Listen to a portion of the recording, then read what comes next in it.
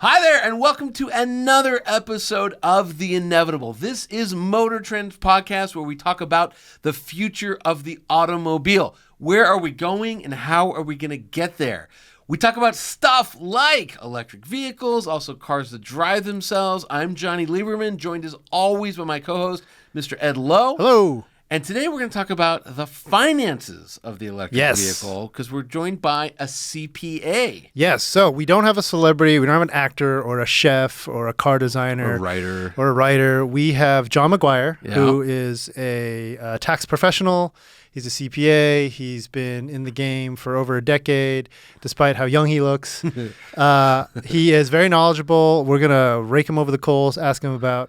a lot of stuff I think is on people's minds who are considering the purchase of an electric vehicle, their first electric vehicle. So if you're a longtime listener, thank you so much. If you already own an EV, this one might be a review for you. But if you are considering, if you're like, God, I really think I've heard some stuff. I heard mandatory listening because not only are you probably going to get an EV soon, but everything changed recently. Right. There's a lot of money there's a lot of money if you consider up to $7,500 in a federal tax rebate.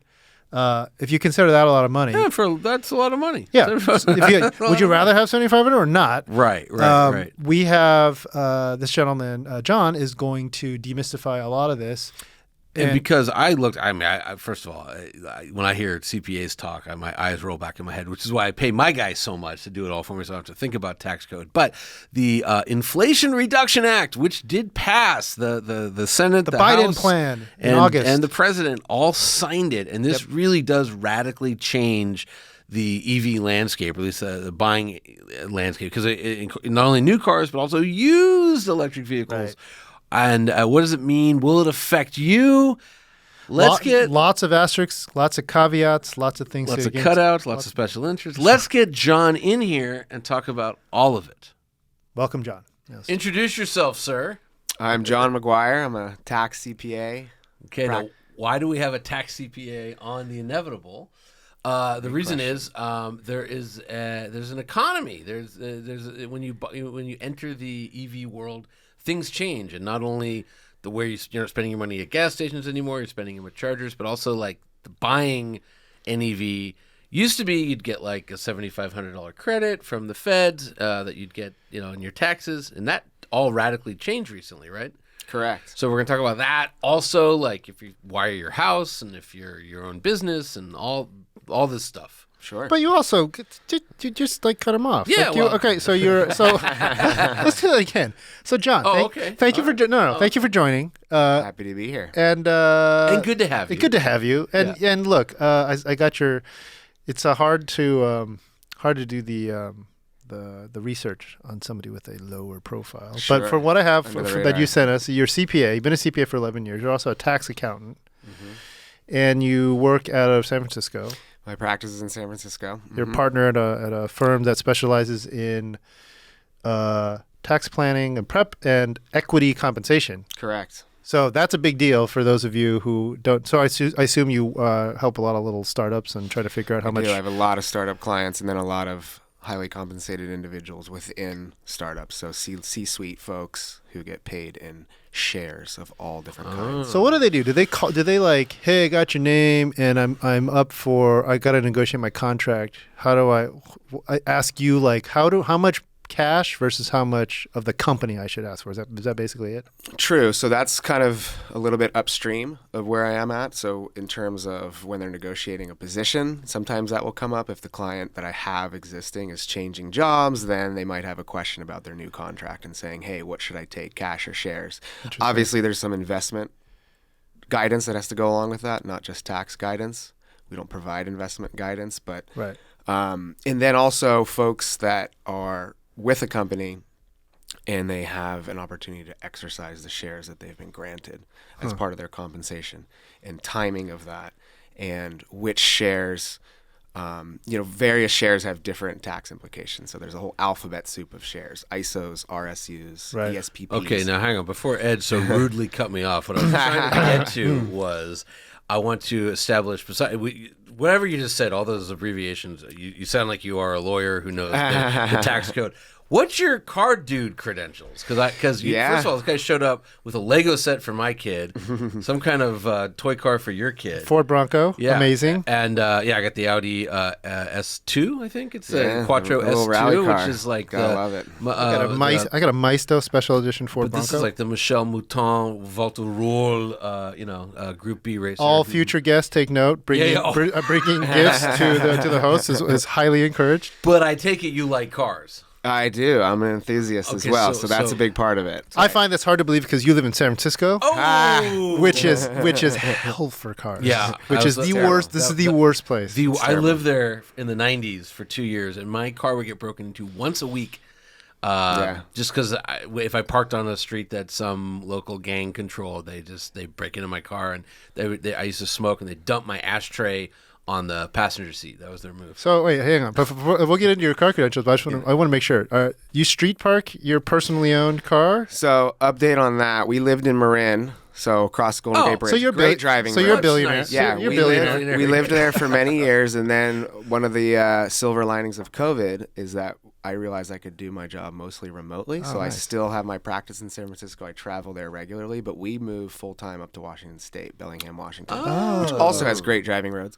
A little bit of winter weather to deal with, but nothing not that's frozen, just wet. Yeah. No, just wet. It's not like East Coast, okay. snow and all salt. right. So now everyone great driving roads, and everyone hates you because you're a Californian who bought a big house, and I'm that guy now in Washington. Okay, cool. Well, I was going to make a joke that because the test was you have a garage in San Francisco, so you're like a billionaire. So right, because that's the problem with San Francisco is if you want to own a nice car and you got to park it on the street, people park by Braille there. Mm-hmm. Or they just break in. My sister's car's been broken into like 5 times. Every week they would break into my car. In a secure lot, by the way. Oh no, this is just on secure.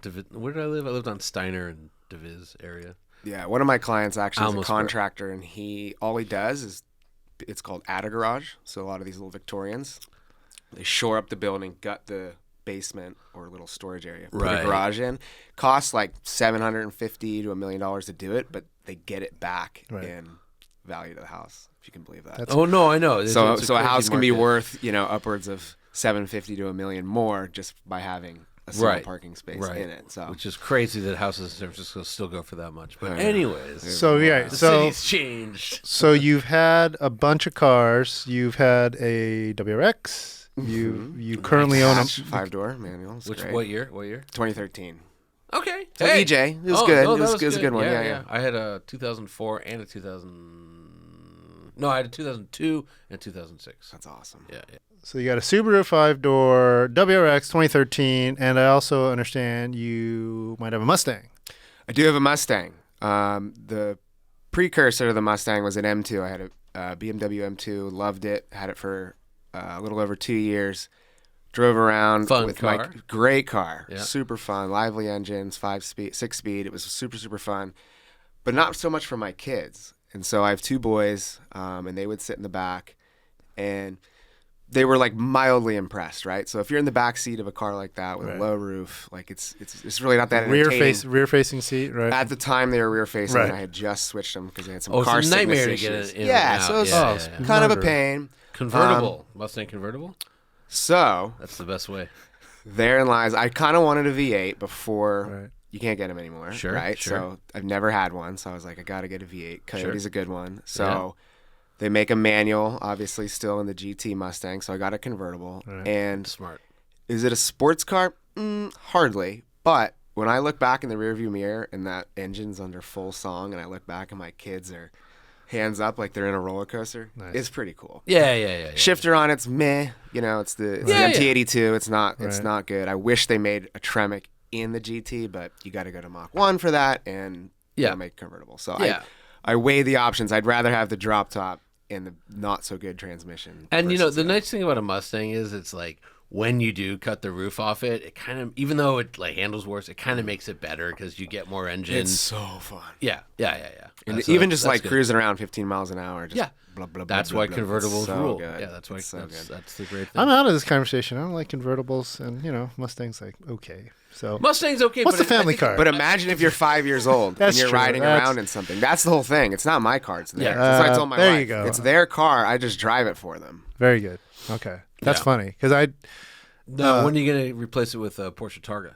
Yeah, there you go. You got an Audi RS3 on pre-order? Is that what it is? Yeah, so I ordered an RS3 because that's good. What color? Well, I want to talk to you about that. Okay.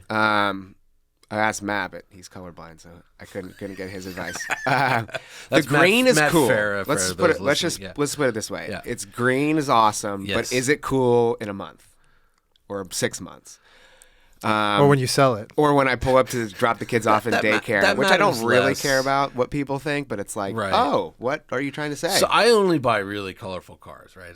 Currently I have 2 yellow cars and a purple car. Love it. So, I would just say this. Easier to find in a parking lot if it's some obnoxious color. And, if 40% of new cars are white, 20% great color. are black. White's awesome. Terrible. 20% are black and 20% are gray. Yeah. It's the German rainbow. Yeah. So that's silver, black, and white. That's 80% of cars. White hides the dirt. 80% of cars. He lives where it rains. There's no dirt. 80% of cars are like grayscale. So just as long as it's a color, I don't care. The yellow, the blue. That yellow's really cool. The Python yellow. Yeah, I might do that. Seattle in the rain. It would be. I might do that. Yeah. And you got an R1S. On pre-order, which I just got an update on when I'm going to get it, and I was kind of excited. You did? Oh, so did they tell I ordered a year ago. Yeah. Right. So I got the good pricing, which is cool. And yeah, then smart. They sent an email that said, we'll have an update for you at the end of October. I was like, cool. Thinking like I was going to get a thing, and it said like September 4th of 2023 will be yours. It said January through December of 2024. That's what I got. It's an update. Cool. So yeah, at least you got a year because the contractor window. So I'll tell you this: if you switch it to a truck, I don't know if you can do that, but you'd get it a lot sooner because right now the demand for SUVs is out the door, and the truck is just awesome. But with mine, what happened was I was like, when am I getting it? You got to tell me when. And they just wouldn't. And I was like, can you tell me, like, is it soon or far? Yeah. Like, oh, we can't do that. I was like, 22 or 23? And they wouldn't do it. And then, I know a lot of people there. And I just started, like, sending them hate mail. And then also on my other podcast, I was just, like, ripping them. Yeah. And then they're like, what if we gave you a launch edition? It would cost you, like, $400 more, but it's the exact spec you want. Yeah. It just happens to be a launch edition. So you get that 2-cent horrible bracelet key, which doesn't work at all. I was like, all right, $400, I can get it next month. Fine, that's a good deal. Yeah, that is a good deal. So, I have a truck. I guess it's on the table. I guess I could go truck and not. I have a Tacoma now, and I could replace that. Oh, do that with the T. The truck, but I'll say this: with 2 little kids, as you know, 85% of parenting is going, why is this wet? So whenever they, do bad things in their clothing, sandy. Whoop, whenever they go to swim class, throw it in the frunk. Yeah. No, the frunk's nice. You don't want to throw it in the frunk. Throw it in the pickup bed. Bed. And then hose it out. It's great. I like the idea of a closed bed in terms of because the seats fold flat, so it could be something that we could sleep in. It'd be a little tight with 3, but I like that. Get a tent. It is. I've actually tried it. When the R1S came to the office, the first thing I did was because I own a Land Cruiser, so the Land Cruiser has the 60 series at least. You fold the second row down and it's perfectly flat. R1S is the same, so you can sleep in it legit. So I love it. Yeah. And just for the practicality of not having your stuff get stolen or wet if it rains, because it does rain. So you go camping and you put it's got a tonneau cover, which they're replacing. Limits your height. It does. Yeah. So I wonder. But it's got a gear tunnel, so you can put all the stuff in the gear tunnel. I'm telling you. That is pretty sweet. So established car guy, we got it. Oh yeah. Okay. Big time. So bona fide. And you'd already been on Mr. Farah's podcast and talked quite a bit.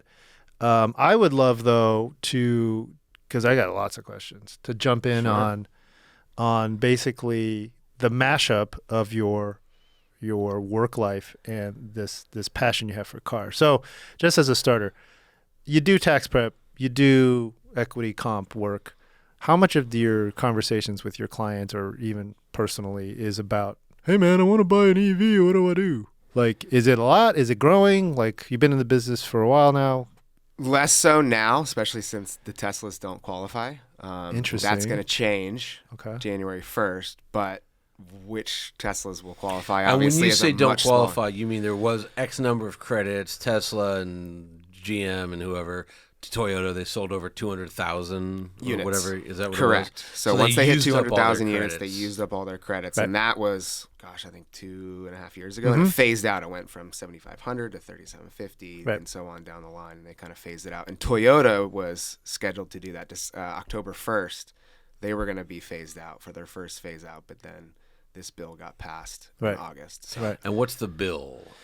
The Inflationary Reduction Act, which has nothing to do with inflation. Right. And then, so this is It's a great name, though. Yes, it has a lot of support. They finally got it through. They've talked about it for many, many years, and they finally passed this bill, the Inflationary Reduction And this Act. is a radical change in EVs. Radical change For in EVs. EV buying. Also known as the Radical. several names, so that you could the Biden plan, the Inflation Reduction, right? So just and again, if you're don't care what your politics are, Build Back Better Light. Yeah, exactly. Like it's passed, assuming the next guy, whoever that is, doesn't like Undo it all. tear it to shreds. There are some very interesting carve-outs, incentives for industries, and then for consumers in particular. But we're going to talk to you specifically about what it means if you are. Again, the point of the podcast is we think it's inevitable. You're going to buy an EV. This man in front of us doesn't currently own one, but he will in sometime between January and December. It's inevitable that I'm going to own one. Yeah. Right. So, Wow, 2020. That's well, but the thing is, yeah.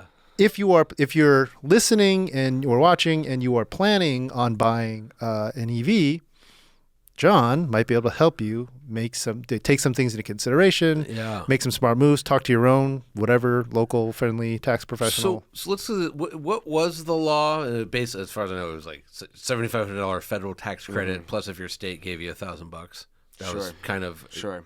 So the law was based on battery size. Oh, okay. Go ahead. The previous bill.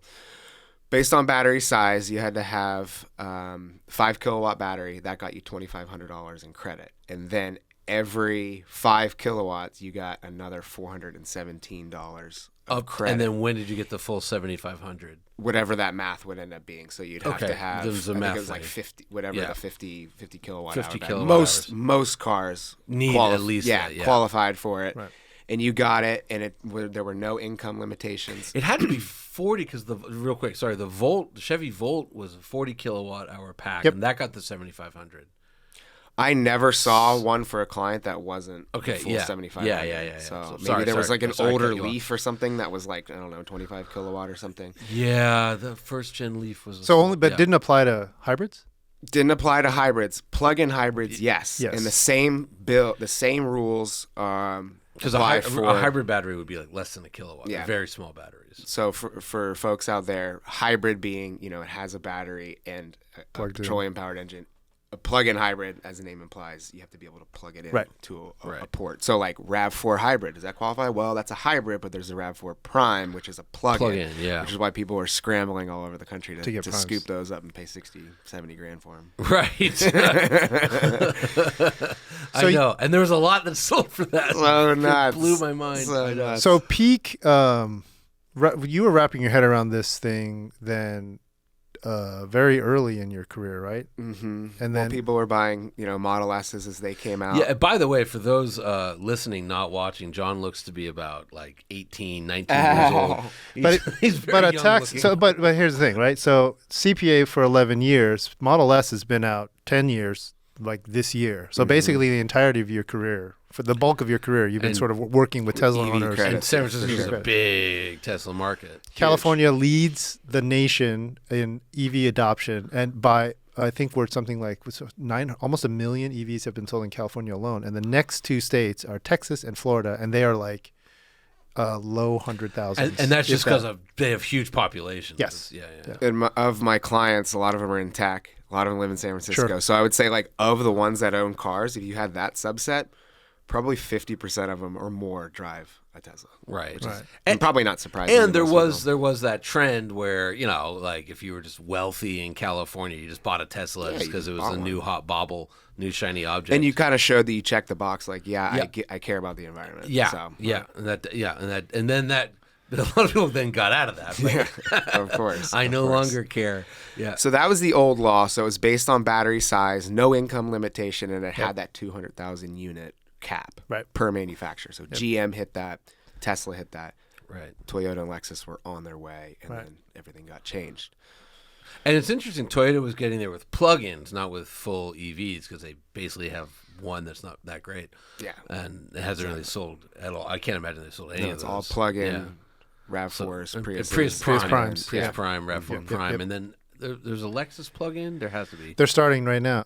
There's Lexus full electric. Yeah, RX 400 and 500. Yeah, but I think one of the RXs are the, what's the other one? I want to say YZ. It's not the YZ. The NX. I think there was an NX plug-in, right? 350 something. Perhaps. I know they had a hybrid version of that. They had a It has hybrid. a little H on the side of it, but I don't know. I don't think there's a plug-in. Well, maybe not. Okay. So we're gonna that's get crazy. annihilated if there is. But they're back in. They're back in the game January 1st. Right. Yeah. Okay. So they're excited. So January 1st, 2023, which is as we're recording this in October 31st. Happy Halloween. But this won't air for a while, so you might be hearing this once the new laws pass. So if I'm going to buy an EV starting January 1st, what's changing? Lots. So let's back up to August 16th. August 16th, there's different timelines. So from August 16th to December 31st is kind of this transitionary period where the only requirement now is that it's built in North America. To get $7,500. So if I buy an EV or a plug-in that's built in North America, and that means Canada, Mexico, and the U.S. Correct. I get $7,500. Correct. Okay. But it can't be a GM and it can't be a Tesla because that doesn't take into effect until January 1st. Where that resets. So then it could be like a Rivian. It could be a Ford F-150 Lightning. It can be a Rivian. Could be a Mach-E. It can't be a Rivian for now. We'll get to why and it might Ford not. still has credits? I mean, they must be like Ford has down credits. and Lincoln, so out. Lincoln Aviator and Lincoln, there's another Ford. Oh, yeah. Oh, boy. Corsair. Thank you. Good. Nice. Good. And then there's like the Grand Wagoneer has a plug-in. The Wrangler has a plug-in. Yes. Yeah. And then on the pure EV side, it's like Leaf. Not Grand Wagoneer. The Cherokee. Grand Cherokee. Grand Cherokee. Grand Cherokee and 4XE, the Wrangler. All the 4xEs. 4xEs, yeah. Okay. Yeah. So there's a list about 10 EVs and 10 plugins that have to qualify be made for now. Made in North USA. America. Made in North final assembly. And wasn't it made in the U.S. at some point? it was, and then all the plants in Mexico and Canada was like, whoa, hang on. MCA. Because you have like, Toronto has some assembly I like plants NAFTA. and then Mexico. Right. We'll get into the battery sourcing requirements, and those country lists are funny. Yeah. It's very interesting. Sure. Because there's I some know on the blacklist where not Right. one component of the battery can come from 7 countries, and we'll get into which ones those are. But Sweet. it's kind of funny. It's like, politics in full flex. Yeah. I mean, it's a war. Let's just talk about it. Like this is what's like it is. I've been getting all sorts of interesting questions about this from some relatives. They're like, why does America hate us? Like from my family in Hong Kong. They're like, this is like this all the semiconductor sourcing, the rare earth minerals for the batteries, the battery production itself. But we'll get there. Yeah. Sure.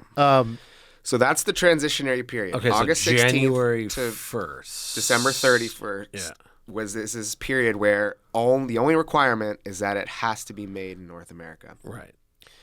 If you had a binding contract before August 16th, before the bill was signed by President Biden, you can qualify under the old rules. Right. At the time you take delivery. So when you get it, you say, hey, I'm going on the old rules And a because I have binding this. contract Means that some of your deposit became non-refundable. So Rivian sent out an email. Yeah, I remember that. I received one where it said, hey, you want to take your $1,000 deposit and make $100 of it non-refundable? This will constitute what our tax and legal team think will qualify and satisfy the IRS to say this is a binding contract. But you have to take delivery of that vehicle before December 31st. No.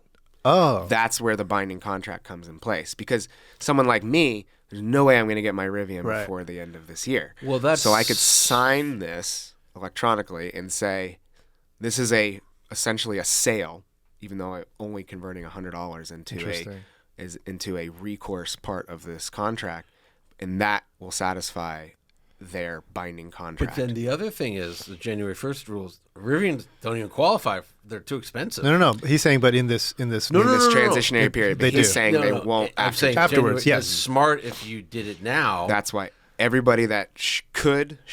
Right, because what January 1st. Let's get the hang of it. But before, there's a recap for the people listening. If you own a Rivian, if you have a Rivian reservation, the recommendation is to do the $100 is non-refundable. Unfortunately, that window has closed. You can't. If you were a pre-existing reservation holder, you had the option to do it. You can't do it now. If you make a pre-order with Rivian now, because the law was signed on the 16th, and once it became signed, all bets are off. You had to have the binding purchase agreement. So they sent out an email literally 10 days before when it was like passing the House, gonna pass the Senate, and gonna get signed. When it passed the House, Rivian said, we got to get on this. And they smartly, wisely sent out an email. I think there was a couple other manufacturers that did it too. Okay. Lucid, I believe, was one. And it was Lucid, I remember, because I already had my Rivian. They didn't send me anything. It was Lucid. And they said, talk with your tax professional, but if you don't sign this, it's highly unlikely you'll get the credit. But so starting in January 1st, let's just get to, because this is airing January. All right, so I no longer get a guaranteed $7,500 tax credit for an electric vehicle. What now happens, and where's the price caps and income caps? And so starting January 1st, not only does it have to have a North American assembly requirement, but also there are price caps on vehicles. And so it's $55,000. This is MSRP. Right. The Moroni window sticker. Yeah. $55,000. So, to clarify, that means if it's a $40,000 EV with $16,000 in options, it doesn't qualify. Correct. Yeah. Right. Yeah. So, good point, because otherwise it's like, well, is it the base price of the vehicle? No, it's it's sticker. It's a sale price. It's sticker. Yeah. And if you pay 20 over, it's still MSRP. Oh, okay. It's whatever the sticker is. So the 20 over the dealer markup does not markup is tax ruin exempt. your thing. Yeah. So it's $55,000 for sedans. Okay. And $80,000 for trucks, SUVs, and vans. And what is the classification? It's whatever the EPA classifies it. So Model Y is technically an SUV. Light truck. Yeah, and well, here's a question. 5. Our newest first ever electric SUV of the year is actually classified by the EPA as a large sedan or large hatchback. Oh, it's not an SUV EPA? It is not. Oh. Our friend Mel Yu pointed this out immediately after you announced. He thought that Hyundai was playing games and might be at risk here. But so in this sense, which is fine, because I think on Ioniq 5 definitely you can get one theoretically starting below $55,000 as an SUV. But that seems like a low, just based on inflation and EVs being more expensive than gas cars. That's a low figure for sedans. But we're going to do this a lot. But why then, right? Because the theory is they are trying to incentivize car manufacturers to sell cheaper cars. EVs. So enter the Model 2, enter a variety of Chevy Equinox is coming. What Model 2? I know. Well, Chevy already announced Equinox coming next year at $30,000 for a crossover SUV. And that would be so then you option that bad boy up and you should get a really nice one for well under $55,000. Oh, $80,000 actually, because that class that's an SUV. Well, it depends what the EPA says. So this rule is for 10 years, expires in 2032, and those prices are fixed. So as the price of vehicles go up, there's going to be less and less models that qualify. But here my point is that's a huge gap. Like 50, that's 35. What is that? 25,000? I can't do the math. 55. Yeah, 25 more for the. But there's no one's going to even bother building electric sedans. Why would you? Or why would you buy one larger? Yeah. Or they'll just tick enough boxes to have it be classified as an SUV. Yeah, they'll which they're already doing for all kinds of they'll raise other the reasons. roof. So forth. I don't know. I'm positive on it. I think we need more. Look at the market right now as it stands. Right, the market. We're all talking about it without talking about it. All EVs.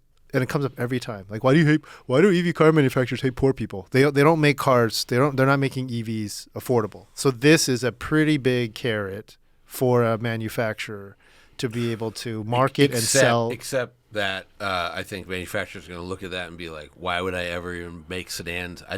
Like Ford, they stopped making sedans. The Mustang's the only passenger car they make. I think this is going to accelerate the death of the car, and everything will be an SUV. Well, I think an interesting way to think about it too is how much will this incentivize the manufacturers to make the smaller, cheaper cars? And it obviously all depends on profit, right? What can they return for their shareholders? And is there enough of a carrot in this $7,500 to then increase sales to make enough profit to develop a car? I mean, you just talked with Heinrich Fisker about how much it costs to develop a car, brand new. Right. And, it's interesting, that conversation about how, do you do high volume, lower profit, or lower volume, high profit? And how does that play into the lower price point on a sedan? And is the $7,500 incentive enough to increase sales enough to make them do it? Well, and then then why would they develop? And there's another huge wrinkle, which we're going to talk about hopefully right now, which is that the manufacturers have a bunch of other loopholes they have to jump through, involving sourcing of the battery components and the manufacturing. Sure. So let's get into that. So there's two parts. There's a bifurcation of the $7,500 credit. And this gets bumpy, so hang on. So there's two parts. One is sourcing of the components that go into the battery. Yep. Yeah. And the other is sourcing of the minerals, the critical minerals that go into the battery. Right. So your lithium, your cobalt. When you say that's minerals. What does components mean? All the touch items, everything that's not a mineral. So the casing, basically where it's made. Chip. Yeah. I'm not an expert on how of EV battery is assembled, but there are things that are not just minerals. There's the case, the cooling, the cooling. Yeah, cooling. Those that are cooled, some are not. So those two, and starting in 2023. The battery components, the non-minerals, 50% of the components that go into the battery have to be sourced from North America. Okay. That's why everyone is everyone is building these battery announcing that the centers. And that's I mean, ultimately that was kind of the end game. What they were trying to incentivize is manufacturing in the US, right? And does that stay 50% forever? No, it increases. Great question. It increases by 10% every year until it reaches 100%. That's for the non. So that would be 2028. Okay, yeah. That makes sense. The minerals oddly starts at 40% of the minerals. Critical minerals have to be sourced from North America or any country that the U.S. has a free trade agreement with, which is quite a bit. It's like 20 countries.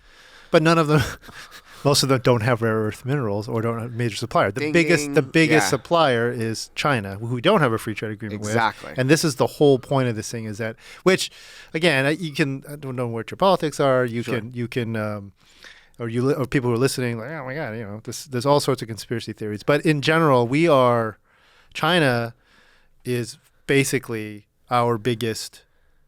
They own all of our debt. They supply all of our Amazon goods that you prime deliver to your house, and they hold like a stranglehold on all of the rare earth minerals and on most of the battery production for the world. Oh, yeah. The Biden plan is about trying to incentivize U.S. companies to take this piece on. Does that 40% go up? It goes up 10%, but only caps at 80%. Oh, really? Yeah, it's like, we're not going to go to 100%. So we still can have like child slave labor, cobalt. 20%. Only 20% of child labor. There's very little cobalt in a battery. Yes, it's true. Only a tiny bit. You mostly need lithium, and then there's like cobalt and manganese. Manganese is easy. Sure. And lithium. I mean, we know we could get enough lithium out of the U.S. Mm-hmm. It's just no one's studying it because it's very expensive. There's a lithium mine in Nevada. I think that's our largest one, just outside of Reno. The Salton Sea project, it's hit some bumps. Yeah, but it's starting up. There is an untapped lithium source. It's like impossible in the middle of, I think, Nevada, that they're like, this is like the world's biggest reserve, but no one's gone in yet. There's a whole bunch of reasons why not. Right. But it's going to incentivize. There's some pretty that. startling statistics out there too. It only goes to 80%. It only goes to 80%, and that's so weird. It's like, it's not weird. It's that there's no way you need. Here's a nice thing is that we know battery technology is changing, and so we're probably stuck with lithium. But they are working on cobalt-free, manganese-free lithium. Like lithium iron is a real good solution. The LFP batteries. A lot of Teslas are switching in to China. that. Yep. Yeah, and you will be able to make batteries without conflict minerals. Sure, in theory. But they also say, there's, depending on who you want to believe, there are a lot of statistics that are all over the place on the number of lithium mines that would need to be opened, say, in the next 10 years if demand paces at such a rate where, more and more people are converting to EVs, et cetera. Like, this is how many, regardless of just the infrastructure that needs to happen. And I'm not in any way saying like, oh, it's not sustainable. This is a terrible idea. It's more that there's going to have to be X number of mines opened up every year for the next however many years. Look, if you want to make a lot of money, go mining. Yeah, right. Go get that stuff. I want a diamond mine. Yeah. So to summarize, if the batteries components don't come from North America, if the minerals or the components, it's one or the other, you lose half of the tax credit, $37,050. Correct. And it's not an all or nothing. You could get half of one. Right. And it'll be interesting to see how the manufacturers cater to this, right? Because obviously it's a lot more expensive to all of a sudden ramp up production in a new place. And again, is the $7,500 credit enough incentive to convert to sales?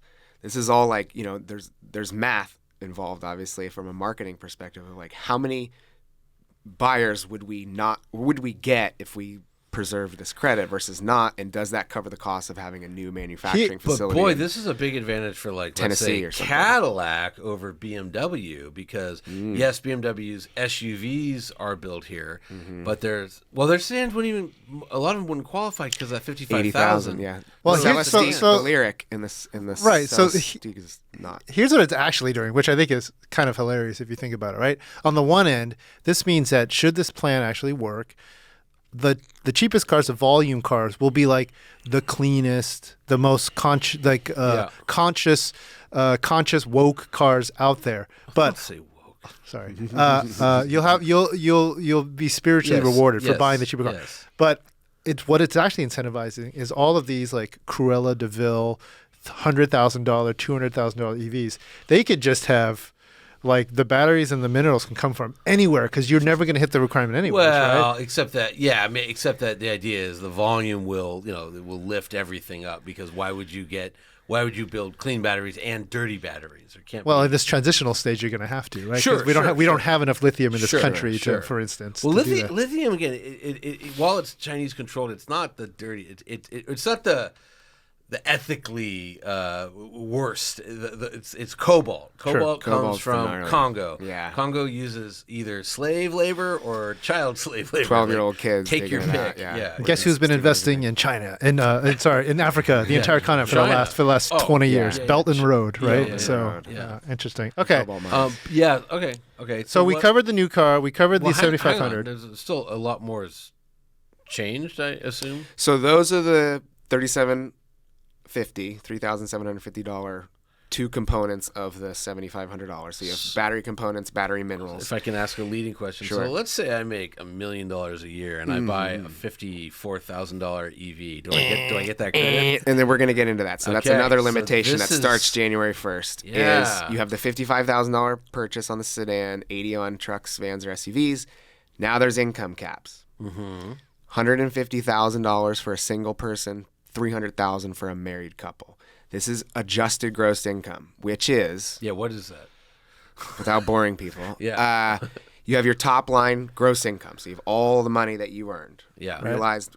So wages, interest, capital gains, all the rental income, all that income is piled into gross income. Then you take certain adjustments. So, for instance, student loan interest, alimony. If you make a retirement plan contribution to an IRA, things like that. Children's education stuff. Yeah, if you're self-employed, there's health insurance that you get to deduct. So for you folks, it's probably not many things, but for a lot of self-employed people, it is a larger reduction of your gross income. So that number, depending on what that number is, that's what constitutes. If you made $200,000, you were self-employed, you were able to deduct $52,000, you could qualify as a single person. This is what kind of goes back to what Ed was saying, though. You're now just incentivizing rich people to not buy EVs. True. Yeah. Like if you're rich, I'm gonna have a fleet of TRXs. Why would I get a Rivian when I could just, I'm not getting. Sure, but do you think the $7,500 really matters to somebody who has high net worth? Yeah, they're not. I mean, they all want. They want. Yes and no. I think it's a weird one to do. That I wonder why you would do the income cap. Like, why not just give? People are paying $120,000 for a Bronco Raptor. I'm not sure. I don't think that they're gonna. But what I'm saying is, like, okay, as a society, the government, I think it should incentivize the society as a whole to do things, and I think EVs are net good. Why not incentivize? And also with inflation and wage increases, like $300,000 ain't that much for a married couple. Especially not in California. And what's the distinction? What's the distinction for head of household? Because that's $225,000, right? Single parent with a child, a dependent. You have to have a dependent. Oh, got it. Okay. You file as a single. My wife files my taxes. You can tell. Like, I have no idea. I pay someone a lot of money to do my taxes. But getting back to your point about the kind of, there's the carrot, which is the tax credit, but there's also maybe needs to be a stick on the other end that says like, well, don't buy the TRX because, I guess there's a gas and I think that's tax. Probably there's a gas guzzler tax, and I think that's going to come down to certain states. California obviously announced that, no gas powered cars. In 10 years, by 2035, but they're gonna claw that back probably as well, or walk that back. But or not. In 12 years from now, there may not be any gas cars to buy. Who's going to be making them at that point? Because it'd be so much cheaper. Batteries will just be like nothing in terms of what it costs the manufacturer. Sure, as long as the infrastructure can pace and it doesn't become a nightmare. So if you're listening or watching and you make $150,000 adjusted gross income or $300,000 with your wife, and you're looking at an EV sedan under $55,000 or a truck or an SUV under $80,000, okay, and you're like, cool, check all the boxes. All right, great. What else should they consider if they're like, I'm going EV shopping? I want to get this credit. What else is out there? And I know this will be a little tough for you because, I don't know. Maybe you have clients across the country, but it does vary by state a little bit, right? And even some counties offer like little things here and there. So states offer certain credits, and then sometimes your utility provider will offer you a break, especially if you go solar or install a charger on your house. And we can get into what those tax credits are. But some counties offer, so definitely check with state, county, and then your utility provider, because they might offer a break on your electrical bill.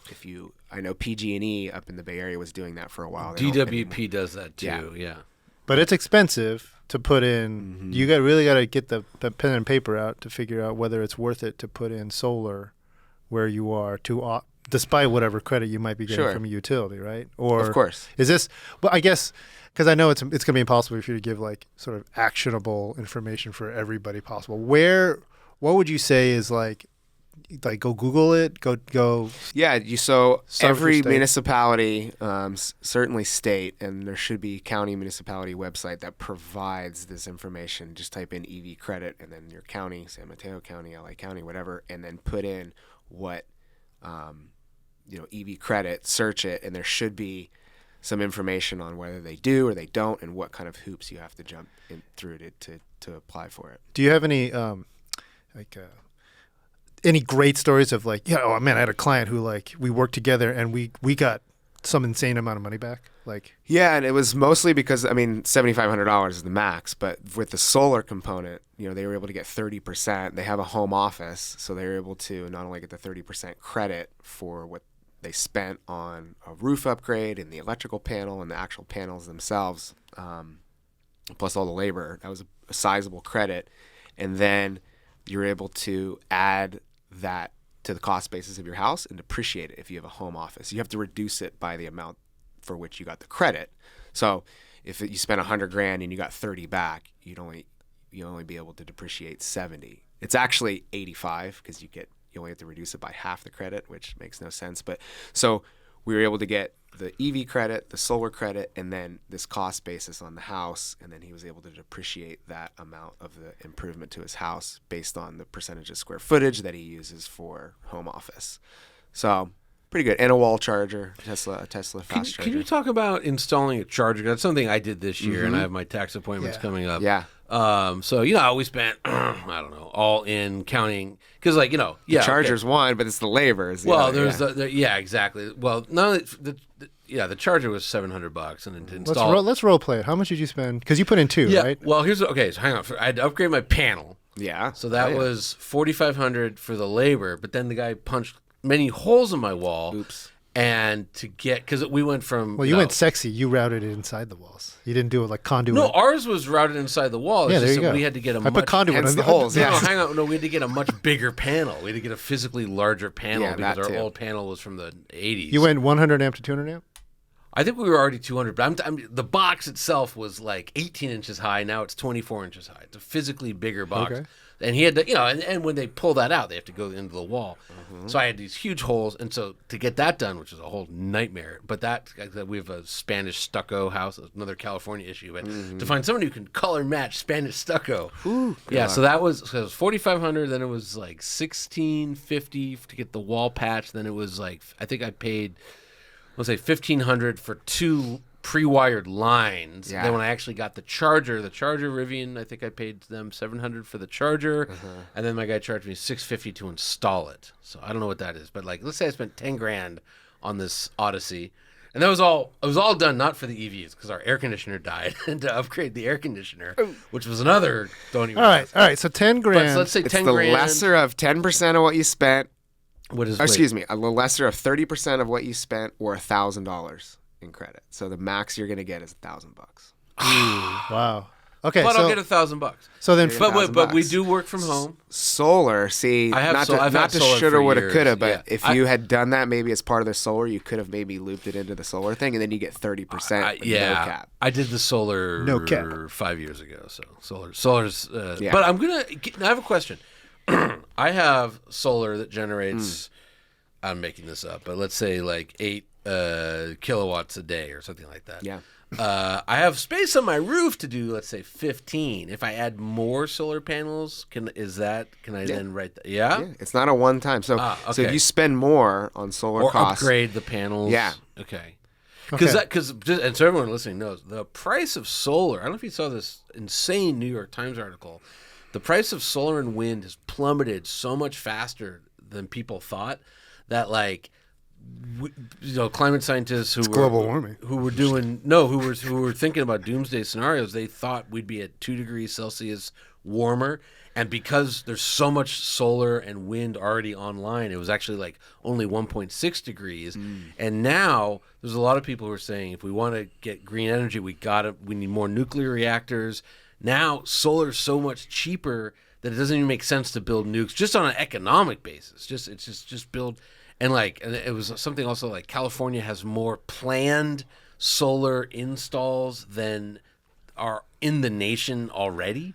It's crazy. So the cost of energy is just plummeting, which is great. Well, it's all those photovoltaic cells. It rises and falls just like any other commodity. Right. Yeah, but it just plunged. It was just some tipping point was reached, and it's the manufacturing. Anyway, so that's good to know, because I would like to not only get new and better panels, but I'd like to really get a battery, because we don't have a battery for the house. So I'd like to get that. There's no incentives for home batteries, right? That's storage batteries, or unless you fold it into solar. Yes, you have to fold it into solar. Yeah. Okay, so so I heard that 30% or $1,000, depending on what's less for your charger. For your charger to support an EV. It doesn't matter how many EVs you own. But if it's just a charger, though, that's good, because let's say you have a relatively new house, you don't have to upgrade the panel. A charger is that's about $600 to $800. Well, got an electrician friend too to install it, and that's nice. Or do it yourself. A lot of people do it themselves. But wait. So let's because mine's lower. So I just did this. I I had a 100 amp panel. I had 3 electricians come by and give me an estimate. They all said 3 different things. So one guy's like, you got to go 200. Another guy's like, you got plenty of room on your panel. Another guy's like, well, you probably should, but boy, if you do, you got to do everything to code. It means you got to upgrade your conduit to the roof and the ground. You got to put the 3 wires into the ground. Blah, blah, blah. Yeah, we did all that. So I did. So I was like, of course I'm going to go with the guy who said I didn't need to do anything. You're fine. It cost me about. Hey, it's your wife. Your house just burned right. down. Yeah. Oh God. So yeah, that's fine. It was 800. Let's call it 850 to run. It was like 10 feet of conduit in the wall, and they put the NEMA 1450 plug in for the charger. I didn't have to. I work for MotorTrend, so I got a review. I have a wall box charger that I'm reviewing. Nice, cool. But let's say it's $600, $700. Yeah. Wall box is great, by the way. I have a charge point too. I'm waiting to put in. That's the 40 amp or 48 amp. The 48 for the wall box. That's the one I want to get one of those. So nice. I think so. So I have that. So let's call it $800. I spent. I only get $240. Really? Sorry. But if you would have spent more, then you'd get 1,000. But then you would have spent more. Like there's no free lunch in this scenario. Yeah. Right. Yeah. Okay. Well, But hey, at least It's always better to save the dollar than get 30 cents back on the dollar, right? Yes, that's a tough lesson because that's what people are like. I'm buying a Humvee because I can write it off. It's I'm like gonna spend my way to higher net worth. It's like it doesn't work that way. Yeah. okay. All right. Solid. Let's jump into the next part of this. That's separate from the purchase of the EV, right? It doesn't matter. Correct. So because, and we go back to the purchase of a vehicle. There's a used EV component, Good. right? Glad you brought it up. Right. So not only we talked about the This is cockamamie. This is a wild one. So we talked about $7,500 if you buy a new truck, SUV, or car, that but meets the criteria. that meets all that criteria.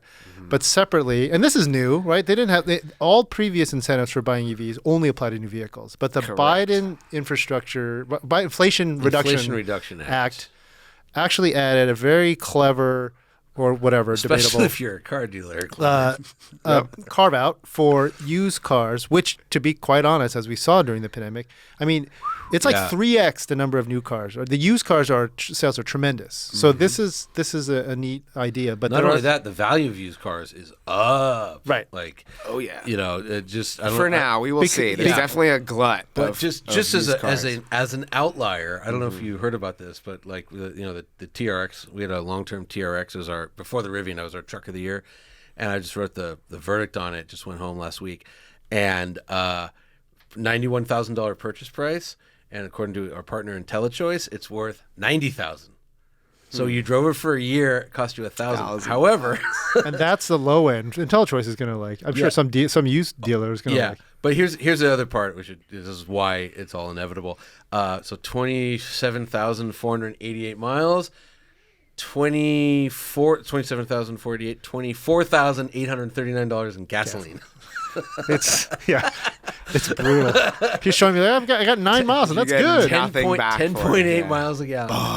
Man. So this is why EVs it's inevitable. Yeah. They just make so much. So sense. on that note, if you're buying a used EV, what do you got? What do you got to look at? So what you have to look at, there's a couple things. First of all, there's a price cap on the EV or the used EV. It's $25,000. That's it. So wait, real quick. So if it's like, I'm making this up, I get a Tesla Model S with a salvage title. It's $25,000. That qualifies. It doesn't matter on the MSRP. Correct. The original, okay. So it's whatever it's sold for at the time. 25 seems very low. $25,000. Whoa! Why would they do that? That doesn't make any sense. It doesn't make any sense, and especially if you're lower income and maybe you can only afford. I don't know why it's not the same numbers, or maybe even just slightly reduced, like 55,000. Why reduce? I mean, it must trying to get people into EVs. Well, because then maybe you can get a used Taycan that's 80 or something like that. Not likely, but maybe they're still trying to incentivize that. But that's a truck or an SUV. I think it's more than a 75% reduction, 25 on 80. It's like that's a huge drop. And wait, real quick. So that's not 25,000 for a sedan. You mean any EV. Any vehicle. There's not a two-pronged sedan. It's 25,000 on any vehicle. And define used though. Like if I 2 years old or older. Oh, so off lease. That's not bad. Okay. 2 years older has to be 2 years older. But that's okay because most leases. Look, you can. Many are 2 years. We can verify this and look on Craigslist, but you can probably get a Bolt, a Leaf. Oh, you can get a Leaf. Oh, you for get a couple nothing. things. Yeah, Tesla, Mitsubishi, Tesla InEV. Actually, Nissan because used Leaf prices are so low, Nissan just buys them all because it's embarrassing, and they just they're donating them to like the older Leafs. Yeah, they're donating them to like high school shop classes, fire departments. I heard people buy them and take the batteries out and put them in Sprinters and stuff. Yeah, camping vans. All that. But there was a time when it was like Nissan, because it was like a $38,000 car was suddenly worth $5,000 after a year. Yeah. So $25,000 cap on the used vehicle, 2 years old or older. And then the credit is the lesser of $4,000 or 30% of the sale price. And so if I buy, this is another leading question. If I buy Ed's used ID4 in 2 years, can I get it? Yeah. So if I buy from Ed. It's deal. Oh, no. Yeah. So it's a dealer. So it's dealer. Yeah. So it's tracked by VIN and it's at the dealer. I thought you meant like if his ends up at a dealership. No, I'm sorry. Directly from him. Yeah. This is the part of the law that... Got it. Aside from the $25,000... Has to be done at a dealership. Oh. And it's tracked by VIN. Man, talk about special interest. That is special interest. So define a dealership. And I think that they're using the excuse, well, it's tracked by VIN. You can't expect if you did buy it from Ed at an arm's length transaction. Ed's like filing off the VIN. He's like, no, I didn't just get. I'm not the fourth owner. But isn't it? And you can only get it once. So third owner, you're out of luck. Third, fourth, fifth. So it sixth. has to be the second owner. Has to be the second owner. So only because it can't be the first, right? Because it wouldn't be but used. What if? Okay, I'm making this up. Let's say Ed sells me his car, right, and then I trade in my used ID4 to buy a whatever. But there was no. I'm the second owner of the car. The dealer gets my car as a trade-in. Can they collect the $4,000 on that, or because it was a private party? No, you have to be like a valid owner of the vehicle. You can't be like a dealer doesn't get the credit for it when it takes. But that's insane. That's like, I think it's like who. I don't know. That it's second registered owner. That's a person, not a. This a dealer. Really that's the only one that qualifies. Dealers, of course. Okay. Yeah, this is not really beneficial. You guys, I mean, I'm listening to this thing and I'm trying to wrap my head around it because there's a couple things I don't know, which is I don't know the percentage of, let's say, the used car market. I think it was something like 45 million vehicles. I don't know of that percentage. How many of them go through dealers or private party? Well, I would say this. What's the difference? Because it's like if I sell to you, right, I can get like more. You're going to get more than a dealer's going to offer on trade-in. Dealers always screw you on trade-in. Always. I'm just saying. Rivian tried to do it to me. Always screw you, right? And so I sold my Ford private party for $5,000 more than Rivian would have given me. And I see where you're going with the math. So if it's a $20,000 car, the consumer at all, really. Yeah, if it's a $20,000 car, the credit would be $4,000. If you could sell it, if the dealership offers you 20 for it, and you could sell it for 25, you're better off getting the 5. So but then there's also the end user on that situation with saying, well, no, I could have bought it. The dealer will probably sell it for 26, 27. Right. But of course, then they get a $4,000 credit, so they're out 22 versus 25. Right. So it helps dealers. So it's going to be negotiation or just math in your head of whether or not you want to trade it in or whether you could sell Ed's it. here to speak for the dealers. Well, no, this is no. This is wrong. This is my general. Because if you have a 35-foot fishing boat and you want a 45, what's the dealer to do? Right? Yeah, poor dealer. This is my look. I'm going to be. I was going to say I'm being a Pollyanna about this because overall, I think having a carve out for the used car market is awesome. Yes. Again, it's a huge segment. Yeah. It also, the income restrictions on this are a lot lower. Half. So 75,000. 75 and 150. Right, 75,000 for 112 for head of household. And that's bad too. Well, how's it bad? Look, let's just role play here. If you make $75,000 a year, and you were looking to buy a used car at $25,000, and you could get $4,000. That's a lot. That's a lot. That's a fair amount. And let's say you make $85,000 and you want the same thing. You can't have it, you know. And it's like you're. But why are the income limits less? Right. It's a rhetorical question. Why are the income limits less for used? Right. It makes no sense. Like, John just made a I don't know face for those listening. Yeah. Yeah, exactly. What good does that do anyone? No good, I would say. Like, the thinking, it's very basic thinking, right? The thinking is that people who don't make a lot of money aren't shopping new cars; they're shopping used cars, right? Oh, but lots of people buy used cars. That's crazy. And again, I buy used cars. Yeah, I was gonna say, but I'm really cheap. You can make $300,000 or $275,000, and it says nope, you can't buy used. You have to buy new. That seems odd to me. It was also like, what are we actually trying to do? Instead of, are we trying to help car dealers, or are we trying to like get people onto a more efficient mode of transportation? I guess the question is, less? do you agree that this does conceivably get more people who wouldn't consider buying an EV, new or used, into them? And then it also incentivizes cleaner or newer EVs. Yes. Right. Yes. So and. Yeah, it lines the pockets of your special interests. Yeah, let's follow the dollars. Like, what are they really trying to do here? They're trying to bring production to the United States, and they're trying to, mostly, absolutely, mostly good. Yeah. But I would say, like, to Ed's point, like the new is the shiny thing. Like that's what they're after. Is to try to, they're saying there's probably some congressman who's like, we got to do something for used vehicles. Okay, fine, we'll just do this. Congressman? No, there's the dealership lobby. Yeah, true. What's it called? NADA. NADA. Yeah, NADA. Yeah, and NADA was like, they're writing this part out. I know, like, but they wrote a check to the congressman's campaign. Exactly. And sign here. Congressman.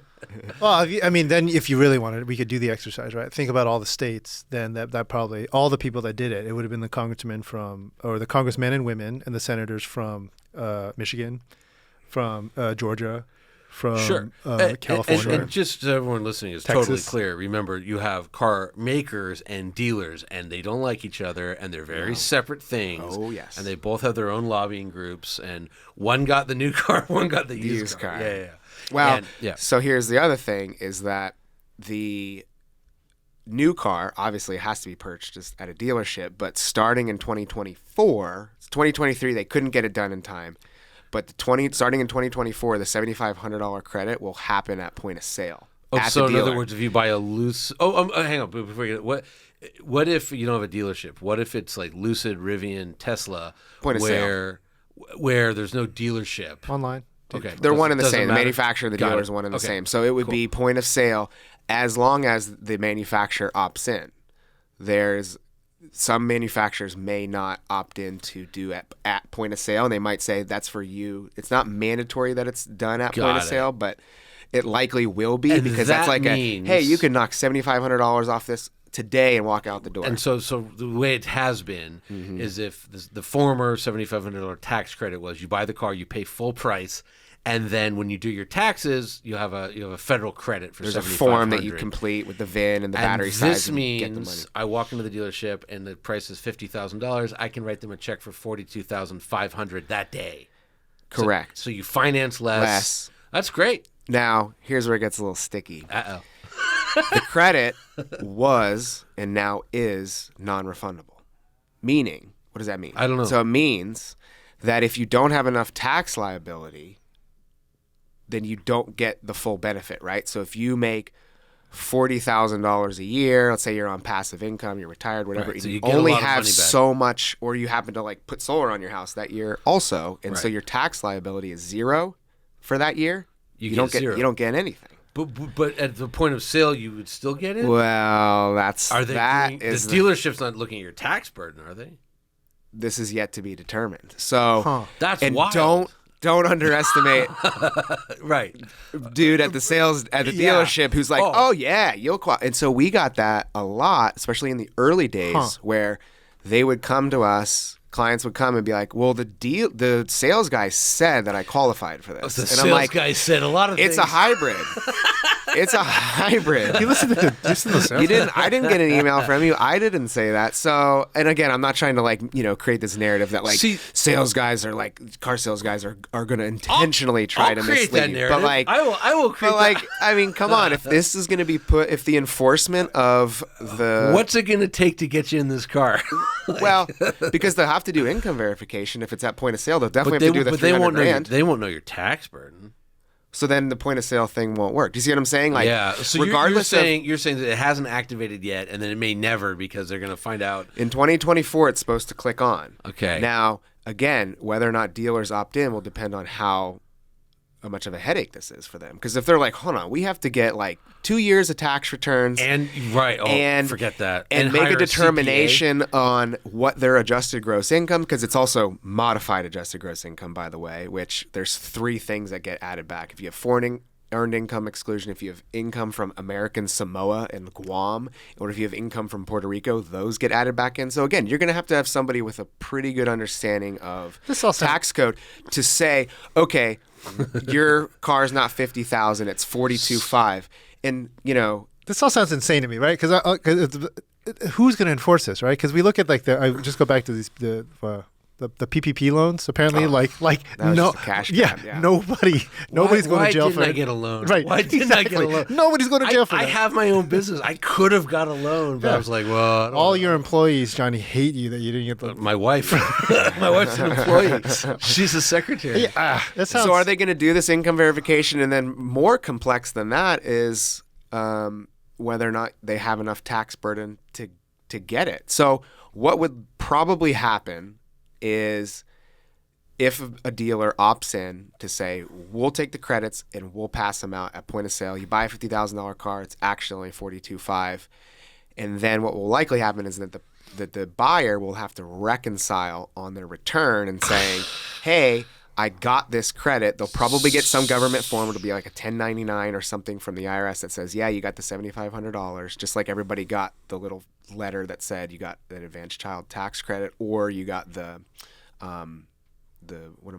cash? The cash. The direct deposit. Things for the stimulus checks. Yeah. Right. Excuse me. Stimulus checks. You got a letter that said that you got that, and you had to reconcile it on your return. Am I being? Are you saying that somebody could buy a car and then owe the tax man some money because? Yeah. If you bought a car for $50,000 and someone's just asking, how much do you make? Oh, I make $50,000. Cool. You get the credit. Your car's $42,500 today. Sign here. Here are the new keys. Have a great day. But that person makes $500,000 and they don't do the proper due diligence to vet it if they're not required to, then that person, I would imagine it would have to be reconciled on their tax return, and they would have to return the $7,500 because they didn't qualify. If you make $500,000, you'll live. Okay, fine, but if you make $300,000 to $1,000, but let's say you make $75,000 a year and you go to buy a $50,000 car. People do that. Okay, right. It's not out of the realm of possibility. And at $75,000, maybe you don't owe anything tax wise, and you buy a car, and then suddenly you have a bill for the $7,500 that you didn't pay. Is that possible? Could be possible. That'd be wild. That would be crazy. One other thing on the income verification. We need 10% of your income for the car you bought. One of the other things for the income, that $75,000 earner that you bring up could be in that situation if for some reason they don't have enough tax liability to fully realize. That's what I'm saying. Yeah. And it's again with wages have gone up. There's a lot of people making around that. And if you live in California, sounds like a lot of money. $75,000 is very hard to live on, and you get whacked with I need 10% of your year income. Here's a payment plan because we're the IRS. Yeah, and let's face it, that person that probably wouldn't advise it making $75,000 buying a $50,000 car, but it happens every day, and obviously that's a make or break, right? Someone's like, well, the whole reason why I penciled in the fact that I could afford this is because it was $42,500, not. So and this is not a plug, but talk to your tax advisor before you do anything. If you're thinking about a car that's eligible, because there's so many hoops you have to jump through and so many dates that if you're I'm going to buy this car, and one of the main reasons I'm buying it is because I'm going to get incentivized $7,500. It's a great reason to do it. Make sure that you check the 7 or however many boxes in order to qualify. in terms of the battery, the income.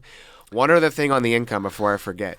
You can use the income for the year of delivery. So if you say you order a car now, you get it in 2023, you're subject to these rules. You can use your adjusted gross income from the year that you take delivery or the preceding year. Okay. Obviously, if it were lower, because that's the only reason why you would do it. Okay. Well, let me ask you this real quick, because you mentioned like, here's the reason I'm going to buy a car, and we haven't talked about this at all, but EVs weigh a ton, 3 tons, and everyone's like, oh, I'll buy it for my business and I can deduct it because it's a piece of farm equipment. That whole scam loophole. Does that change? Has that changed with the Inflation Reduction It doesn't change so the as a result of this. So if you place into service what John is referring to as 6,000 pounds. Gross vehicle weight. Gross vehicle weight, not curb weight. Gross vehicle weight's obviously fully loaded. And then it is 100. You can get 100% bonus depreciation until the end of 2022. And what I mean by bonus depreciation is you can deduct the cost of that vehicle at the percentage you use it for business. So if you have to use it more than 50% to take the business deduction. So if you're using it 80% for business, you can do 80% of so the if you're a writer price. If you use it for MotorTrend, 100%. If you're a writer for MotorTrend and you do other car podcasts and you happen to buy a Rivian, I would make a strong argument with your limited liability. And company. if you work for the IRS and you're auditing that guy and you look on his Instagram account and see all the other cars he's driving, so any claim about I'm getting yelled at for too much Rivian content. I love the yellow truck. It's fun to look at. Hell it yeah! shows up in my feed. So that's a lot. And that's going to 80% in 2023, and it goes down 20% each year. In terms of the bonus depreciation, now I want to be really clear on that. It's like, whoa, that's a big number. It's dropping 20%. I can only deduct X amount of the vehicle.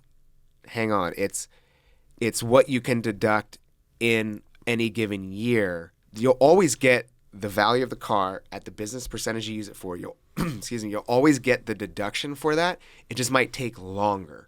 Right now in 2022, right. you buy an $80,000 car, you use it 80% for business, it weighs over 6,000 pounds. That would be a $64,000 deduction. You can take that all in year one. What I'm saying is that in 2023, that number drops to the most you can deduct is 80% of the business use you get. So it would be 80% of 80%. Does it stay at 80%? No, and then it goes to 60, 40, and then 20%. Okay. But you don't lose the deduction. It's not like, I can only deduct 20% of my just vehicle now. You can't do it all in 1 year. You can't do it all at once. So you depreciate it over its useful life, which is 5 years. You have to be a small business owner for that, right? You can't. This is not like... No, you don't have to be a small business owner to take depreciation on a vehicle. You can be a large corporation. Amazon. Sorry. I mean, but you can't just be a single. You can't. It's not. You have to be. You have to be a business owner. Okay. So now it's going to get nuanced. But if you are a W-2 employee, can't do it. You can't do it because in That's what 2018, the Tax Cuts and Jobs Act, you don't get unreimbursed employee expenses on the federal level. Check with your local state. California, you still do. Right. But we're talking, a much smaller piece of the pie. Yeah. Okay. All right. I want to circle back to a quick sum of this, but before that, I want to ask you a couple of sort of weird, interesting questions based on where you work and where you live. Sure. A lot of this has been based on, first of all, EV ownership. You got to have the money, you got to have the interest to do it. But also, is there any salvation for people who don't either have their own garage or don't own their home? Installing a charge? Like, what if you live in a multi-unit, a department? Like, any help for those folks, or everybody kind of screwed? No, I mean, they're in the same boat as everybody else in terms of income and price cap on the EV. But yeah, you bring up a great point. Like, it's so great. We're all going to be charging our cars. Isn't that a wonderful thing? It's like, not if you live in a high-rise apartment. San Francisco. There's no garages. You're running an extension cord all the way down the sidewalk. That'll be great. So there's nothing that really benefits those folks in this bill. That would have to be more of like an infrastructure, or that would be maybe a credit for the developer of the building to put in and I was going to say parking and a bunch of chargers. I was going to say, but outside of that, that bill I believe has a lot of money earmarked to put in better more chargers. Exactly. More chargers and faster chargers. But in terms of the end user benefiting, in terms of dollars in their pocket, There's nothing. There's Okay. really... Are there any other big EV changes in this new bill that people should know about, or did we cover most of them? We covered the vast majority of Okay. it. Yeah, it's really just kind of battery sourcing, manufacturing. Right. Infrastructure in terms of like, municipalities, I'm not 100% clear on the specifics of. If you're a developer, you're building a 40-unit apartment building. Well, you'd be crazy not to put in charges. Well, yeah. But how much do you get back of what you spend? Sure. So, well, I mean, yeah. Okay. they're not going to give you a free level 3 charging. You want to talk about a protected industry? Yeah, right. We can get into that. So let me stretch you here. We'll do a little role play here. Sure. So I'm going to be a client here, and I say, right. hey, man, I heard a lot of great stuff about you, and I know you're a car guy and also a tax professional. I need to buy a new car. Should I go EV? I think I can qualify. And if you do the math, I could with the 7,500. Or should I get like a fuel efficient vehicle? Which one is gonna cost me less in the long term? What should I do? I don't really. I mean, I kind of like cars. I don't care that much though. Yeah, go EV. That's a great question, and I would say what we would do is pencil out the math, build a quick spreadsheet that shows kind of 10-year cost, 5-year, whatever time window you want to use, 5 or 10-year cost. Obviously, there's going to be some assumptions made. What is your maintenance cost per year? If you buy what's the used car going to be, or the gas car that you're going to buy? So you would just pencil out what the costs are, and ultimately you'd factor in credits. So in column A, let's say that's the EV, you would have purchase price X minus the $7,500 that you qualify for. Here's your cost per kilowatt hour. Here's how much you drive for your. We would do that. It sounds like it would be involved, but like. You could do it in less than an hour easily, and he would have a very clear. It's always better, and then you'd back out the tax benefit of, I can depreciate X over Y. Let's say the gas power car does weigh over 6,000 pounds, although it'd probably be the other way around because battery cars are heavier. So, but I mean, look, if you're buying a pickup truck, 5,500 pounds before a human sits in it. So yeah. So we would take in all those considerations. Okay, you're buying the gas car, you get no incentive for it. You obviously have to make an assumption on what gas costs are going to be over the next 10 years. Maybe you adjust it for 4% increase each year, 10%, however you want to do it. And then you would just look and see, here's total cost of ownership over that 10-year period with the tax credit. And you would say, it's always better to spend less money, right? Even if you can deduct, a portion of that for a business, it's always better to spend less money when you factor in when there's been an EV credit too. So you might have to spend more money on the EV, but if you get $7,500 back, then obviously that would reduce it. So it's just whatever's going to be the least amount of money out of your pocket. That's what I always tell people. Same with lease versus buying. I get that question all the time. Oh, and what's your answer there? Yeah, so people are always like, a lease is better for a business, right? Well, it depends on how much you drive, one, because you have mileage restrictions. You can't modify a lease car.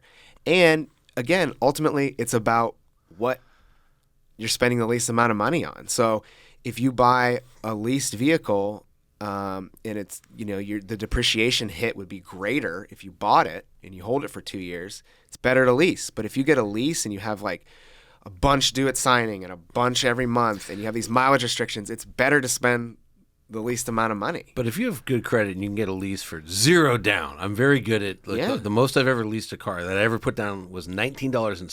That's amazing. And I was like, that was the most. I usually get $0. And so I was like, all right, so if I put nothing down and I'm still making the payment they charge me today, in 3 years, those dollars in 3 years is going to be less than it is now. So it is cheaper to lease. I know I have nothing when I trade it in. But sure.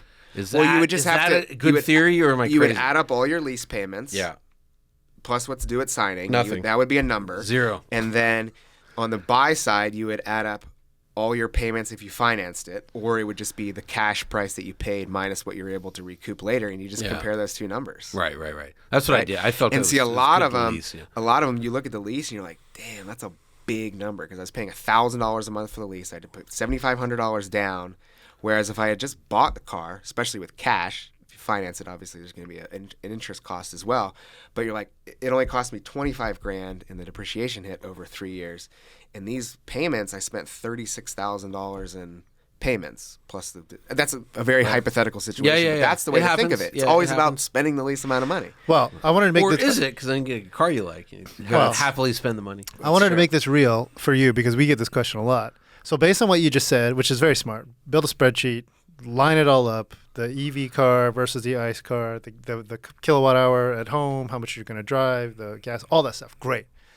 What are you recommending if clients are asking you, hey, what car should I buy? Depends on use case. Oh, come on. Give us a couple. What are your favorites? So there was a point in time where people said, just get a Model S because you get the 7500 and it was a trendy thing. Is there a go-to recommendation now? So again, I know this is not the answer you want to hear, but it depends on use case too. Like, is somebody outdoors? Did they go to Tahoe a lot to ski? Yes. Rivian's awesome for that. But if they're a tech person, I'm not picking on them, but if they're like, I just need an appliance that like goes. Yeah. I'd say like Model 3 or something along those lines. So you Maybe still Ioniq say Model lines. 3 is first car that comes to mind. I mean, just in terms Model of Y, Model volume. 3. Now, again, the Model 3 is going to have some issues qualifying. Yep. Because right now its battery doesn't qualify. So Model Y. So that would change. Model Y. Or like, one of the ones that would qualify for this, like the Hyundais don't qualify because they're not built in North America right now. Yeah. And the batteries EVs are. And the batteries are not. No. Yeah. So it would be something that would qualify. I'd have to look at the final list of like, okay, here are the ones that qualify. And, I have my tastes and preferences on like, which one might be better within that. So how long before Hyundai moves all manufacturing here? It's got to be next week. Wait, right? so but hang on. I just want to make sure that we're so if somebody comes to you and says, hey, I need wheels. I need wheels for work. Are you saying you're pushing him EV from the outset, or are you also like give me a plug-in hybrid or just an internal combustion car? Like you really don't care? Go buy a Maverick, a $25,000. You have a chaotic neutral libertarian who just has no politics whatsoever, and they're like, I just don't want to spend money. What do you tell them to get? Oh, so it's like the question of like Honda's philosophy versus like Tesla's. It's like, is it cheaper in the long run, at least for now, to have just a really efficient ICE car versus I drive Tesla. 10 miles a day and I work from home a lot and I don't really go anywhere and I have no friends. I would say I oftentimes would incentivize them to do the EV, but there's a very strong argument that like you go out and you buy a Toyota Camry that's like that's gonna be a very low cost of ownership over a period of time, or even used. And again, politics aside, like it's interesting that there's nothing in this bill about like people buying a used, because like what's more green than buying a 2009 Corolla with 80,000 miles? Totally. Because it already exists. Well, except the gas that it burns. But yeah. Well, except the gas that I it understand, burns, but it's still, but it already exists. It's already something that's like in the market. No production needs to happen. Yeah. But also remember, this bill with these EV credits. It's not just about selling EVs. It's about manufacturing jobs. I totally get it. But that's the whole dichotomy of like, let's save the world by buying a bunch of stuff, as opposed to like, well, there's already maybe you could change behavioral Stop building things cars or buy something that's like used. Yeah. So I know what you're saying. I push used all the time. But if somebody's to answer your guys question, in maybe the new car biz pushes used. I know, right? He's on I always say for buy the dealers, new. man. I know. No, I'm the on Craigslist dealers. No, I support the. I mean, you have to support the dealers, but just buy cars. Cars are great. Keeps us working. I lean more towards buy new. That's a personal preference. I Same. understand that financially people could argue that's like for a variety of reasons, but I've had enough used car headaches, and I just love like a new car. And again, that's a very like subjective. That's totally me thing. But you're like, not buying you get somebody a new else's warranty. problems. Yeah, you get like a warranty, and it's like a new car. And I've had so many horror stories from clients too, because remember, I get a lot of anecdotal data coming in too, where they're like, yeah, I bought that Model S that was like 4 years old, and like this is, and I'm not picking on Model S. It could be a variety of things. Pick away. They've earned it. Yeah. Where I have to climb in the passenger door because the motor, they went with the cheap motor on the door handle that pops out, so I have to get in the side door every time now. So that's fun when I spent $80,000 on this. And it's a cheap fix, but the point is like I love new. I would say if somebody is asking me a car question, they typically have something that's like they're kind of like thinking about or leaning about. Because marketing is strong. Don't underestimate the power of marketing. So people are like, man, have you seen that new Ioniq 5? Blah, blah, blah. And then so they'll be like, what should I get? I'm like, well, clearly you have a preference for that. So I kind of feed on that. And, you know, being an enthusiast myself, I do have an opinion on things. If somebody's like going to make a terrible choice, I don't want to like name a specific car, but it's like if someone's like thinking about buying that, I'm like, ooh, that's a... Yes, I do that. I do that a lot, and then no one listens to me. I actually wrote a column about this a few years ago because this would happen to be all the time. Cocktail parties, whatever, just not industry events. Somebody come up and be, oh man, I know you work at MotorTrend. What car should I buy? And I'd be like, oh God, here we go. Yeah. My first question is always, okay, let's get some ground rules. Are you like brand conscious? And I sometimes say brand snob. They're like, no, I'm super open-minded. I'm like, okay. All right, cool. So, So you fuel economy? Yeah, I want a fuel economy. But you want a kind of sporty? Like, yeah. So I give him like, right? I go down, I give him like, well, you should get this, and like, you know, Honda Accord Sport, right? Like this is like, it's low cost. It's actually super sporty. It's more car than you'd ever need because I don't think you're that much of a car person. And it always ends up where? Prius. Audi A4. They always come back like, but what do you think about Audi? He has richer friends than me because my friends, no matter what, there's about 10 years where no matter what I told them, it was a Prius. You know, we'd have these long. I'm like, what happened? You got all these liberal greeny friends. I'm always they're always end up like, a Honda. That doesn't say like I've arrived. It's like, you want an Audi? So we end up saying get an Audi, a front wheel drive Audi. Exactly, and that's case by case because certain clients, you know, I would say like, what do you make of this one? This is a good one. So a friend of mine, she goes, I'm going to buy a Volkswagen ID4, and I personally it's a great despise that vehicle. That's my least favorite thing I've driven in the last 5 years. I want to change your mind. It's not well reviewed. Yeah, I can't stand it. Anyway, so I said, don't get that. I go, you know what? You should get like the Hyundai Ioniq 5 or the Kia EV6. Those are great EVs. That's what you should get. And she goes, oh, I can't see myself driving a Hyundai. I go, you can see yourself driving a Volkswagen? She goes, oh yeah. I go, what? I go, Hyundais are way better than Volkswagens, all things being equal. Yeah. And she's like, no. And then so she wound up getting a Mach-E. And I'm like, you see Ford is like higher end than Hyundai? And she's like, oh, I couldn't see myself in a Hyundai.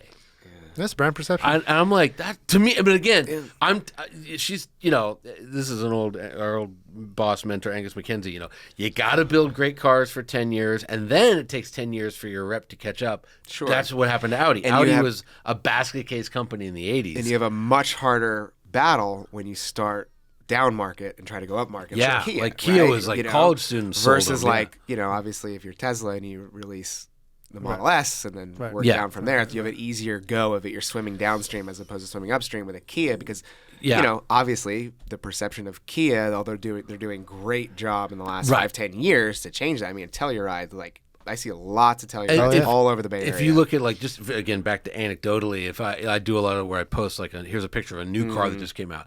And the internet shorthand for saying it sucks, the design sucks, is it looks like a Kia. And I'm like, Kia's making the most beautiful cars in the world right now. Great design. Kia, Hyundai, Genesis, on fire. But that's still the shorthand is it looks like a Kia because it's shorter to type Kia than Aztec. Really. Yeah, of course. Yeah. But there is a shorthand, you know.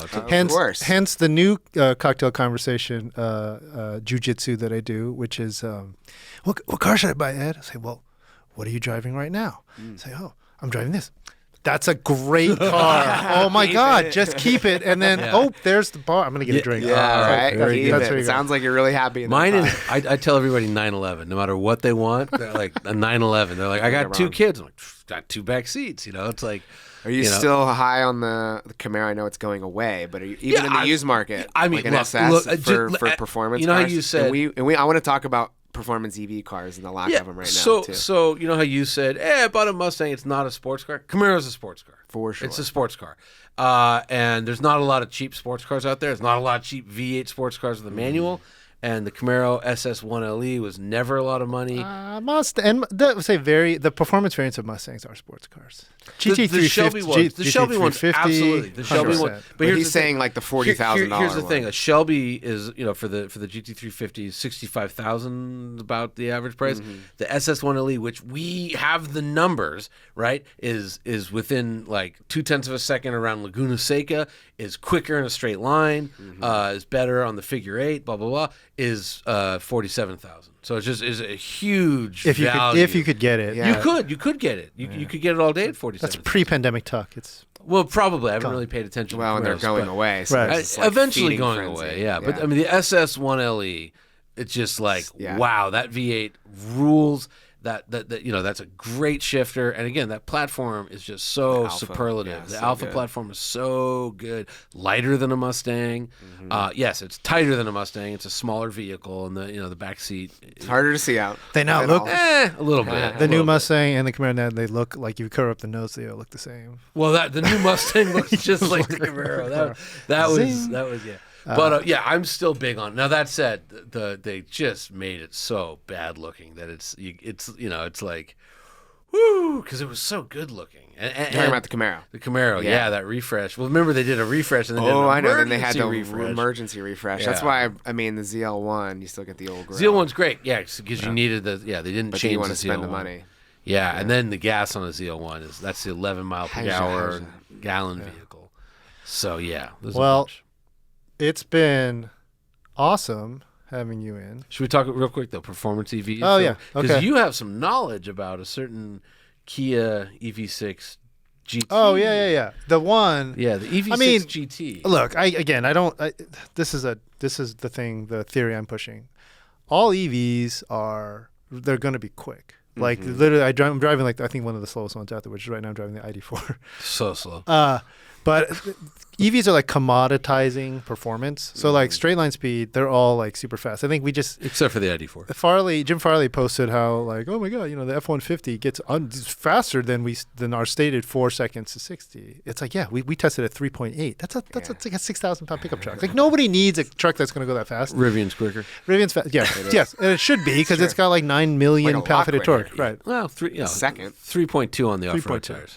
3.1 on the street tires. Yeah. You talk about not having. I don't think acceleration is going to do it. I think actually Porsche is on the right track. Has been on the right track. Arguably, they made the car a Porsche first, and then an EV. Well, the Taycan. Marketing, so they made it a Porsche. But it's true. When you drive it, it handles really well, it's pretty good. It brakes really well. It's pretty good. The thing is that Lucid did a much more convincing job of a performance EV than the Taycan.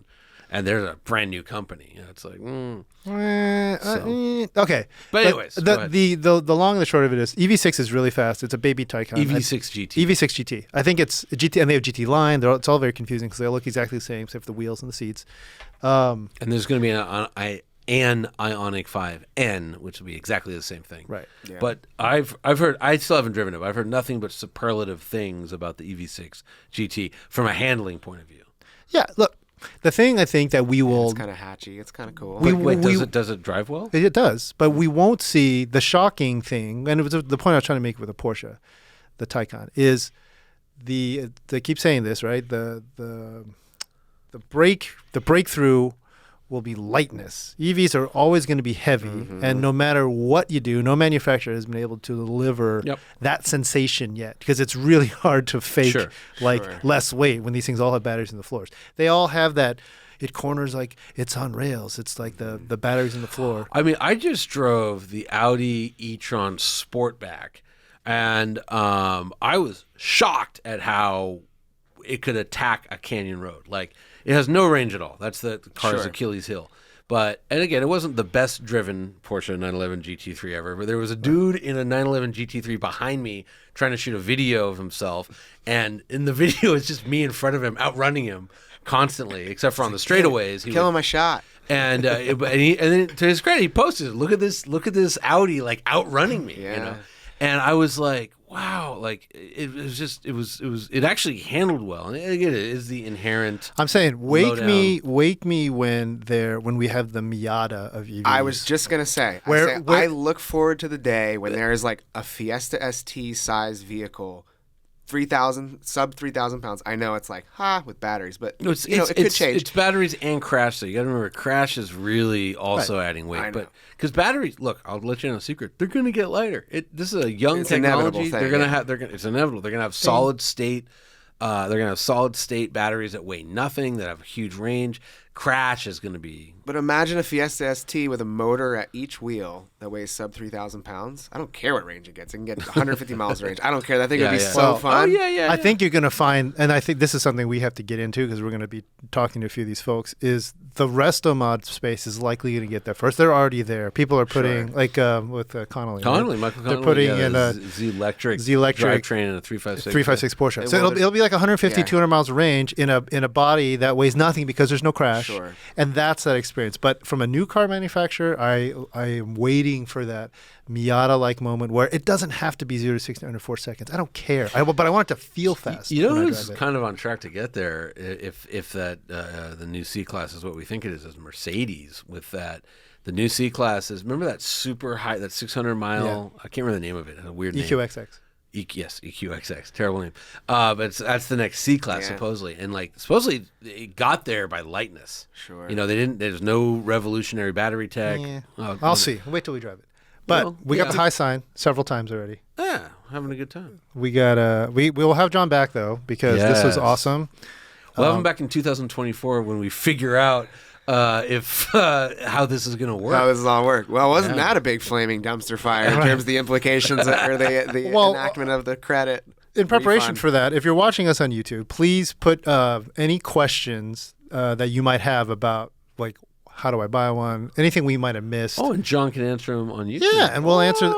So just social engineering. So ask. Or we'll ask you when you come back. And by the way, you can like our video on like YouTube. it, share it, subscribe to 5-star review. Apparently, we're supposed to be doing all that. We never do that. We're supposed to call to action. Subscribe, hit the bell. Exactly. Yeah, hit the bell. Exactly. Hit the bell. But thank you for coming in. Happy to be here. Really pleasure. appreciate you guys having me on. Cool. I can talk about this all day, every day. Clearly. It's fun. It's and great thanks to for meet the both of you Legos. guys. I mean, of course. That's a way into my I heart. wanted to bring bourbon, but 9 a.m. drink bourbon would be a little. You mean that's not what's in here? What is it? That's vodka. No, Legos are more appreciated than bourbon. Cool. Yeah. And the truck is appreciated. So thank you so much. Absolutely. Thank you guys.